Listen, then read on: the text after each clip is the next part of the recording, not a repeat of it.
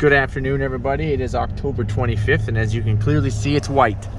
Winter is, I guess, kind of surprised us. We were under some snowfall warnings. Pretty much got the southern half of Saskatchewan. We are up at the North Farm right now, and yes, we did get this at the South Farm as well, which is awesome because we needed the moisture. But currently, we are out in the field. You remember we've been working on these dikes and so on and so forth. Well, today is Tuesday because the storm came on Sunday, Monday, and pretty much wrote those days right off. In fact, the roads were still crappy getting up here. Anyway, we got up here. We're trying to locate the skid steer. We gotta go around this way. Absolutely.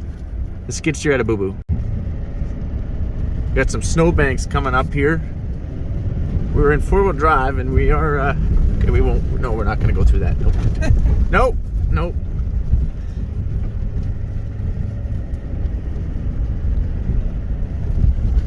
It's a little bouncy out here.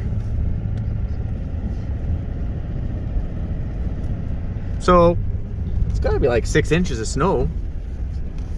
4 to 6 anyway. Some of it blown, created the odd little snowbank. And it is supposed to get back to 10 degrees here next week for a few days. So it's gonna melt and it's gonna get a little sloppy on us. Here's our skid steer, and you can clearly see that we had a minor boo-boo. We lost a wheel. Oh man. So we came with some reinforcements. We rented a New Holland, a little bigger unit here, to assist. And we did pick up some studs. What happened is we sheared the studs off. This has happened before, actually. It's not the first time this has happened. And we brought studs and we brought a punch and everything, so we need to fix this. We'll probably just throw a chain on the back of this thing, yank it up with that skid steer. It's Donald. And stick the wheel back on. That's what we're gonna do. All right, we just started up the skid steer, unchained it there. We're letting that warm up. Donovan is pounding out these studs. Yeah. Oh, we should have brought some different tools. I didn't realize that there was that second piece. I see. Okay. So we actually had to run back to the shop, to the farm, and we got 2 vice grips here. We put one on each side of that nut, or that stud, I guess you can see. That's broke off in there. And then we just give it a good little tap with the sludgy and poppy right out. All right, so we're in this New Holland skid steer here. Fancy dancy backup camera.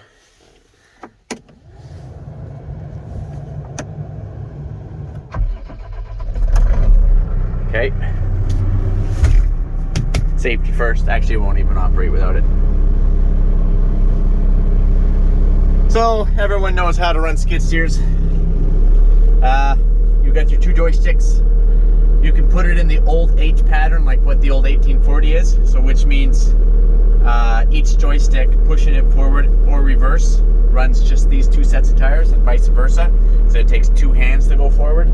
That's called the old H pattern. And then you do your twisting with your loader and up and down. Okay, but you can electronically convert that and put it into all your driving functions. Once you push to operate, once all your driving functions are all on one joystick, left, right, reverse, forward, then this joystick is up, down, tilt in, so on and so forth, right? And then again, just to refresh the H pattern, you have to drive with 2 hands, and then your loaders are over here, and I think your bucket is over here. But anyways, I prefer this way. That way I can drive and still drink a coffee. My window is incredibly dirty because we were driving on some salty roads, so I cannot see very good, but we're gonna get this figured out. I'm gonna kind of go right underneath that skid steer. Don't worry, it doesn't weigh very much. And I'll try and do this and record at the same time without ripping my door off. That door opens up. We don't want to rip my door off, so we got to make sure we get under it.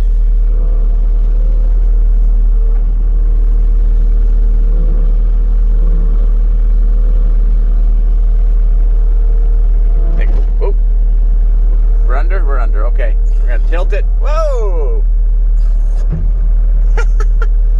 Okay, hold on here. I just need to make sure. Okay. Oh yeah, this is easy. Perfect. Now, the downside with the Case skid steer is you can't get out. Case, New Holland, all the same thing. Okay? In fact, yeah, it tells you that your door's open and it probably won't let you run your hydraulics. Either way, on the Kubota one that my father-in-law has, the door goes up inside, so I could still get out right now.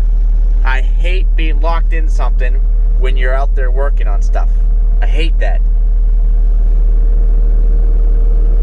Can't see nothing. Our windows are too freaking dirty. We can't open anything up. I think we might be able to open this window up. Maybe we can take the window right off. We're not going to do that. We're going to put that up. Safety first. We got a nice fancy dancy mirror up there. We're going to shut this off so we can hear Donovan. Let's see if we can open this business. Can you, we can't really see or anything. How's it going out there? Okay, awesome. So he's just, what he's doing, he's putting that. Is it working? Okay, so he sticks it in, and there's not enough room to pound the stud in because the skid steer framework is everything's right there. So we just stick the lug in, and then we put the nut on the end, and we suck the lug all the way through, and then we loosen the nut off, and then your lug nut is in. And then we got to put the wheel on over there. But I can't help him because I'm stuck in this thing. It's a pet peeve. I don't like this. Yeah, I need a Kubota. Yeah, I was just telling him about the Kubota. How's the John Deere work?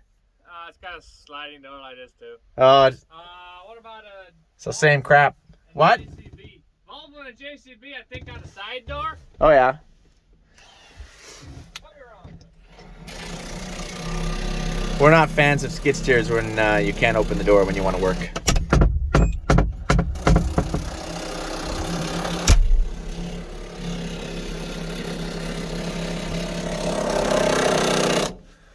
So, what do we got here? We got... I don't know what all this stuff is, but this is all new to me. So we have a Case skid steer back home. Very similar, but older model. Doesn't have the screen. Joysticks are a little bit different.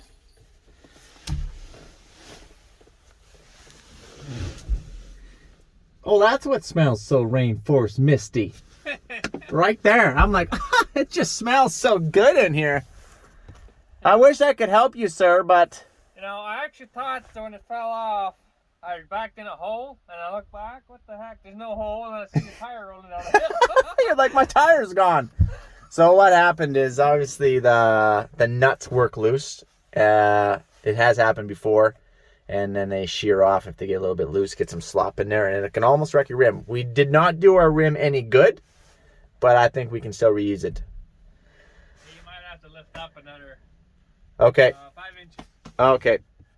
All right, what do we got here? How do I do? Okay. No, that's not what I want. First day on the job. Okay, you're going to guide me, sir? Yep. Okay. Oh, push to operate. Yep, got it.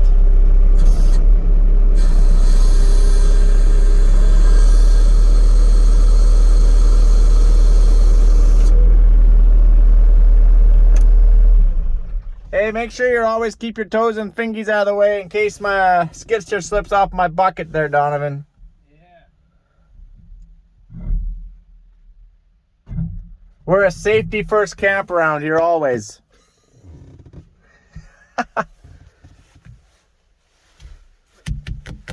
Did you get it in? Oh. Let's try to figure something out here. No, those are countersink nuts. Yeah. It actually had washers on there. Well, I think this has happened before and we kind of wrecked the rim. You could try countersink them in and see how it goes. So this Case 1840, the last two numbers, I believe, is your horsepower. So it's 40 horsepower or something like that. So it's a pretty small skid steer. Can only lift like 1,000 pounds, something like that. Where this one here is like a 75 horsepower machine, and it has like 3,000 pound lift capacity or something. So quite a bit more, quite a bit bigger. And you can still go bigger yet. You can get to a 95 horsepower, which I think is some of the biggest skid steers you can get. 95 horsepower, have like 5,000 pound lift capacity or something like that. But the actual size frame of the skid steer isn't much different. It can just lift a little bit higher. It might be a little bit wider, but that's about it. So it kind of depends on what you want to do and how much oil flow you want, as oil flow takes power, as you all know, and so on and so forth. But I really like the backup camera. We have a backup beeper, and I'm actually surprised we have a backup beeper on the old girl, but there is nothing electronic in that old skid steer. It's all cables, so there is no electrical joysticks like this. I'll have to sit in there with you. It's just all big levers. You go like this. It's kind of like a workout machine. No electronic issues. We do not have any electronic issues. This just looks like we're going to have electronic issues. In fact, the case, we have a TR270 back home, and we are forever having joystick issues. It can't quite find center, and then it won't start. No, it'll start. It just won't go into operate because it thinks your joystick's out of center. So frustrating. You got it? I got it on there, but you can lower it. Okay, then we'll take a peek here. I don't know. What's wrong? You're not sounding optimistic here. You're going to have to see. Oh, that's not good.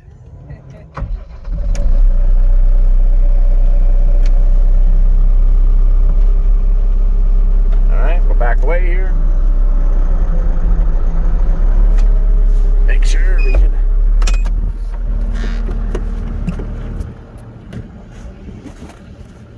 It sucked in more than it did here. I'm wondering if I actually bent the rib. It could have happened. That was a bigger gap. Yeah, see that. You know, I was thinking about getting another rim,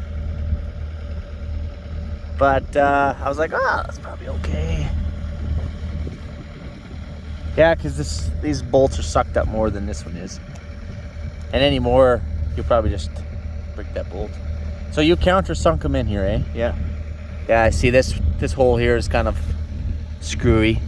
So is this one. So this could definitely happen again. Once you oblong your bolts, your bolt holes, it's just another problem waiting to happen. So on this old girl, you got these levers, forward, you got to do them both, hence the old H pattern. And then your up and down is here, up and your tilting is here, and so on and so forth. This one does have electronics. It has a seat sensor, stupid one. Yeah, it does have a seat sensor. I don't know why we have not unhooked that old seat sensor, but okay, maybe we should put this one on the trailer. Take this one back to the farm. Okay, that can. Visibility sucks already. Oh man, we're gonna leave this little old one here for right now. I gotta go to that mower. I gotta return that mower, so I think I might go load it up on that trailer. That's a rental trailer as well. And these numbers don't make any sense on a New Holland. 332, what the crap is that? Doesn't make any sense. Why is it not revving up? Or does it do it automatically? I don't know, but there is a... Oh, I have no idea. Oh, there it is. So, we still got a lot of these dikes to remove.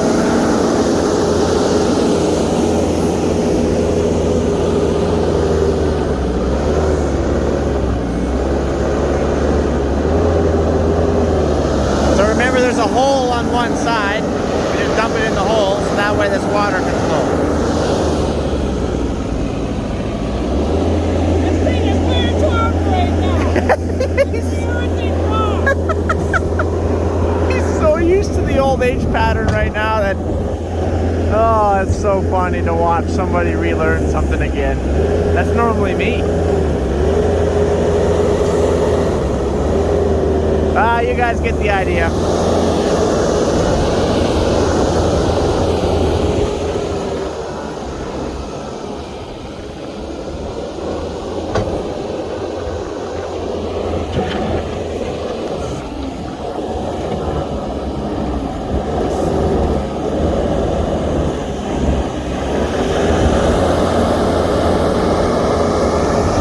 there's any method to his madness here. We're just kind of watching. I don't know if he knows. He's only probably done 50 of these things already with the old one. I'm not a fan of tracks unless you're in mud, but this is what we got, so.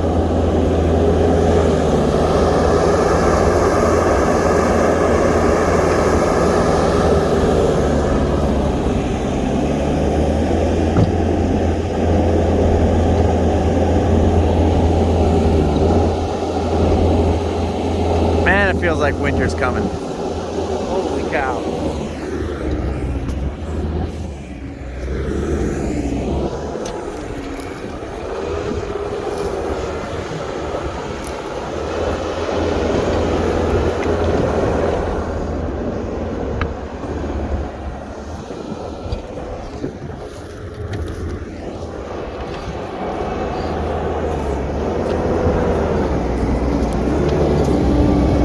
Okay, there's some hole there, I guess.